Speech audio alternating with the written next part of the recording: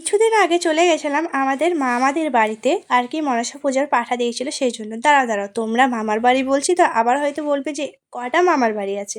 তো যাই হোক, তো এটা ছিল আমার মামার বাড়ি বলতে আমার দাদুর যেই বা মানে ভাই আছে, তো ভাইয়ের ছেলে আর কি মানে মামা হচ্ছে। তো দাদুর বাড়ি আমার এখানেই মানে পাথরচূড়ে আর কি।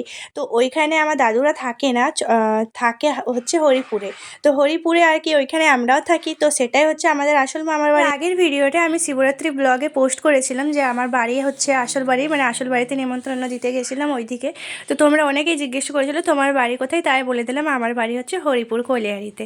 তো যাই হোক, তারপর আর কি চলে গেছিলাম ওই দিক থেকে আমার মাসির বাড়িতে, মাসিদেরও নিমন্ত্রণ ছিল আমার বাড়িতে। তো চলে গেছিলাম কারণ দিদির বাড়ি যাওয়ার ছিল আমার সকালে।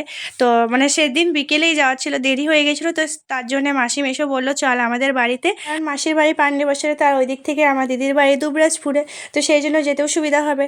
তো বললো আমি সকালবেলায় ছেড়ে দেবো, নাহলে বাসে চাপিয়ে দেবো। যাই হোক, তো তার মানে সেদিন আর কি ছিল আমার মাসি জায়ের মেয়ের আর কি বার্থডেও ছিল। তো বললো চল ওই দিক থেকে একেবারে যাবি। তো যাই হোক, তারপর বার্থডে সেলিব্রেশন হলো এইদিকে। তারপর আমরা আর কি রাতের খাবার দাবারও খেয়ে নিলাম। তো দেখতেই পেলে রাতের খাবার কি হচ্ছিলো, লুচি, কাবলি চানা তরকারি, মিষ্টি, পায়েস আর এখানে মাটন। তো যাই হোক, তারপর আর কি সকালবেলায় মেশো বললো চল তাহলে আমি ছেড়ে দিয়ে আসছি, আমার তো সময় হবে না। তো আর কি ছেড়ে দিয়েই বেরিয়ে পড়েছিল। তো আগে প্রথমে ছোটো দিদির বাড়ি গেছিলাম, ওদিক থেকে মেশো বাড়ি চলে গেছিলো, আর আমি বড় দিদির বাড়ি এসেছি। আর কী জন্য এসেছি নেক্সট ব্লগে শেয়ার করবো। টাটা।